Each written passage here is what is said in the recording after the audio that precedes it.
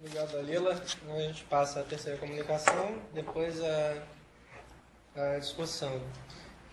Então, eu passo a fala agora a Amanda Santos. Algumas considerações a partir da abertura dos Santos Januários.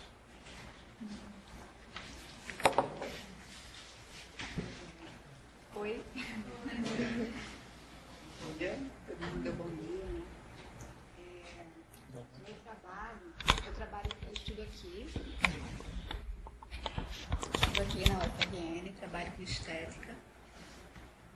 E antes também vou parabenizar a DATS, que é minha Marcelo, que é um evento que já está no terceiro ano, né?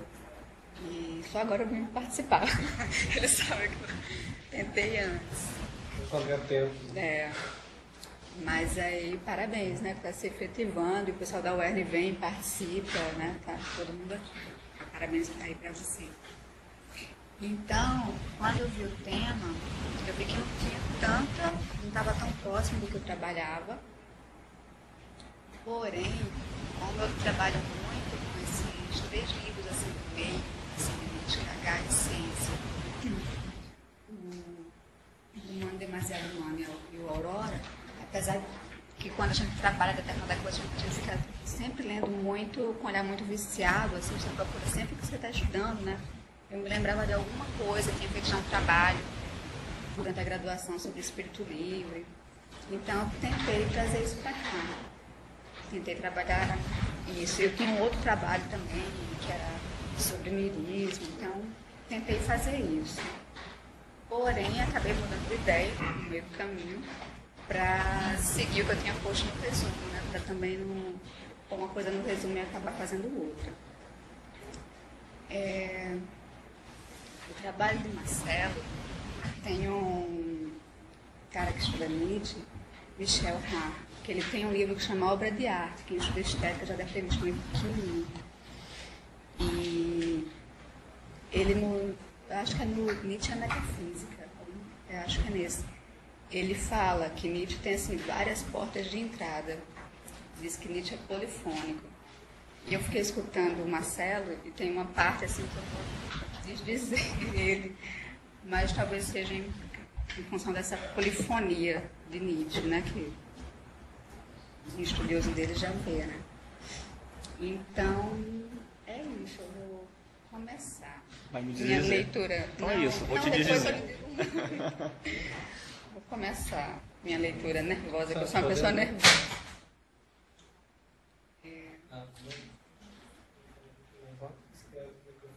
Não quero, não consigo mal falar, imagina segurar microfone e tal. Não dá muito certo, não.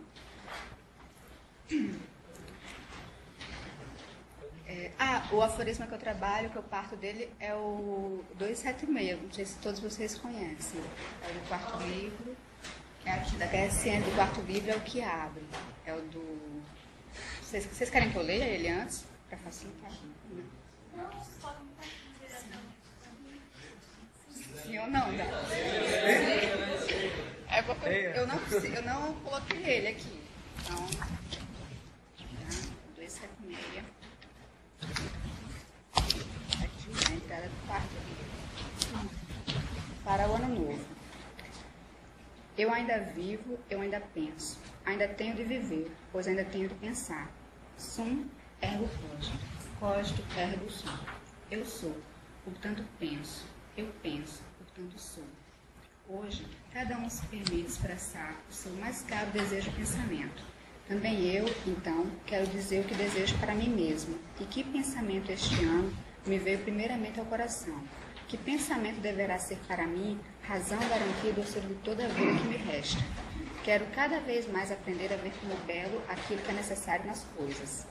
Assim, me tornarei um daqueles que fazem belas as coisas. Amor sacro, amor ao destino, seja este doravante o meu amor. Não quero fazer guerra ao que é feio, não quero acusar, não quero nem mesmo acusar os acusadores. Que a minha única negação seja desviar o olhar. E, tudo somado em soma, quero ser algum dia apenas alguém que vicia.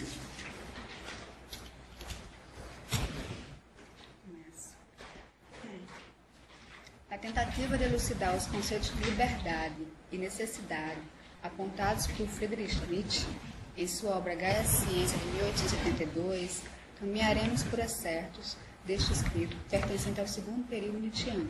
Contudo, na busca de uma articulação mais clara no tocante ao posicionamento político do filósofo alemão, frente ao conceito de posição entre liberdade e necessidade vigentes, daremos alguns passos atrás, sem deixar de olhar mais adiante, quando ele segue impelido a revisar, rearticular e reafirmar tal reflexão.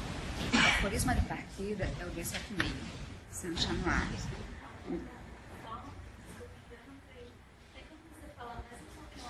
Realmente é necessário, mas porque... Assim, como se fosse pra você, tá? Não, eu tô lendo pra vocês, é porque eu tô lendo nervosa pra vocês. Logo fica baixo.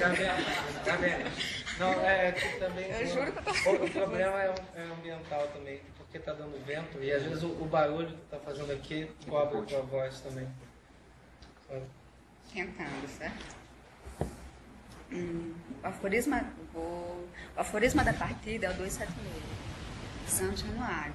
Nele está contida a seguinte frase: aprender a ver como belo o que é necessário nas coisas. Pertence ainda a ele a enunciação do amor fato, tão presente nos fragmentos póstumos e cerne do ímpeto afirmativo que triunfará no Assim Falou Zaratustra. Para alguns, trata-se de um texto excessivamente exaltado, passional e garboso, como assevera o crítico Michael Moore, que vê a intensidade de seguir até pelo menos o aforisma 290. Todavia, acompanhar o burilar deste pensamento, que carrega uma posição inovadora e muito perseverante, citado em Sustentáculos da Filosofia de Nietzsche, permite-nos um constante contato com a pergunta, levando-nos a um conjunto e contínuo amadurecimento juntamente com o autor.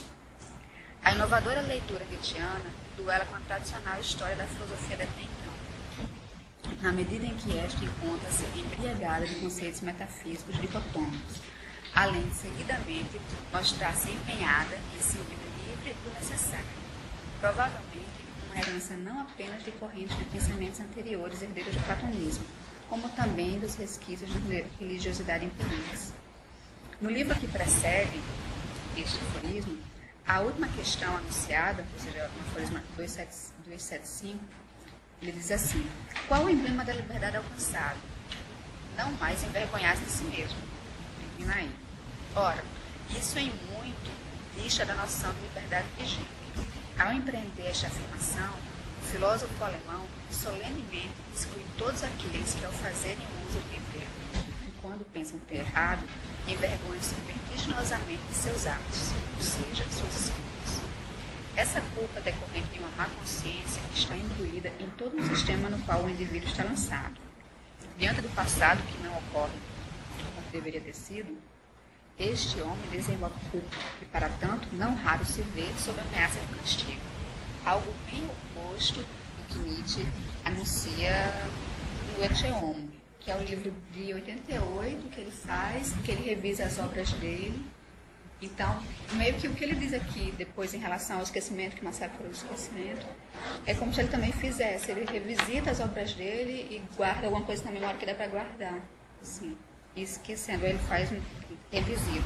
Aí nessa obra ele fala, confrontando com essa, o que está vigente, né? Não gosto de abandonar uma ação após tê-la praticado, quando está no professor tão esperto, que é o primeiro.